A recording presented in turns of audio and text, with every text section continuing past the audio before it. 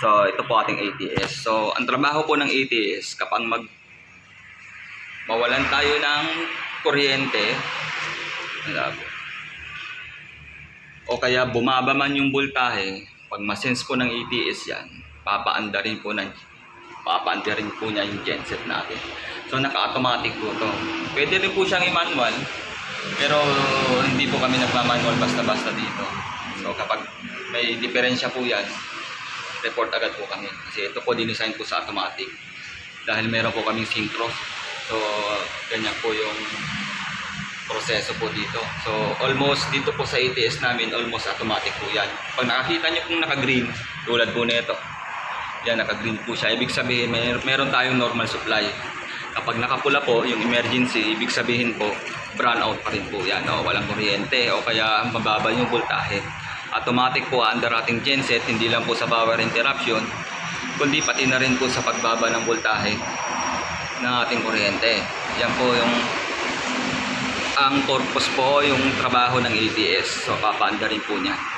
So, ito na rin po yung indicator light. Ibig sabihin, pag nakapula na po yan, ibig sabihin, brown out pa rin po o walang kuryente. So, yan po ang isa sa mahalaga pagdating po dito sa ating genset, yung ATS. Hindi po mawawala nito kahit saan po mayroong genset, kailangan mo talaga may ATS. Mas maganda po yan kasi automatic po siya ang magtra-transfer kaysa kung mag-manual po kayo. So, meron naman po kami dati manual, pwede naman, pero matrabaho po. Isipin nyo na lang pag hating gabi mawala ng kuryente. Yan po ang trabaho ng ATS. Ngayon, dako naman po tayo sa synchronizing panel para makita po natin. So, nakikita nyo po ang ating synchronizing panel. So, meron po tayong dalawang genset. So, yan po ating bukod. Yan po. So, papakita natin ang buo. Yan po ating synchronizing panel. So, ano po ang trabaho ng synchronizing panel? So, dito dinisign po to kapag magkaroon ng power interruption, kapag na-sense ng ATS na papaanda rin niya ng genset, ito naman po yung taga-timpla. No? Aandar po yan dalawa, pero pag na-sense po ng synchro na kaya na po niyang isang genset lang, kakat niya po yung isa. Either yung 1 or 2. Nakadepende po yan sa master select. So, naka-master select namin is number 2 kasi may problema po yung aming number 1. Andar na po yung 1 ng ating genset at gusto nating pagpahingahin na. So, master select lang po tayo. So, pwedeng 1 or 2. 1 or 2. So, yan lang po. Wala na tayong patay pa ng genset.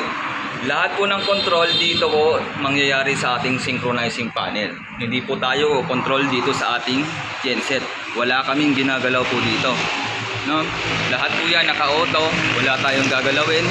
Lahat po sabi po ng contractor dito, wala tayong gagalawin dyan. Lahat po ng gagalaw ay dito sa synchronizing panel natin.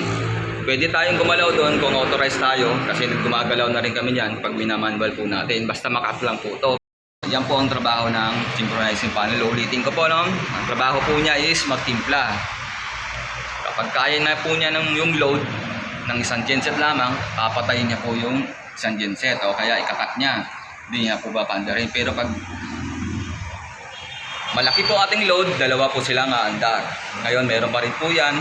Kung gusto natin select ng kung ano lang paandarin, kung isa lang po yung umaandar, pwede natin sila pagpahingain. Select lang po natin. At meron din tayong testing. So ang testing po dito, ito lang. Isang pihit lang po, testing na. Wala na tayong gagalawin. Wala tayong bababang breaker. Ito, mga breaker po niya. So, yan. Kapag aandar lang po yung magbibigay lang po ng load yung ating genset kapag naka-on po ito. No? So, kasama po siya sa synchronizing panel.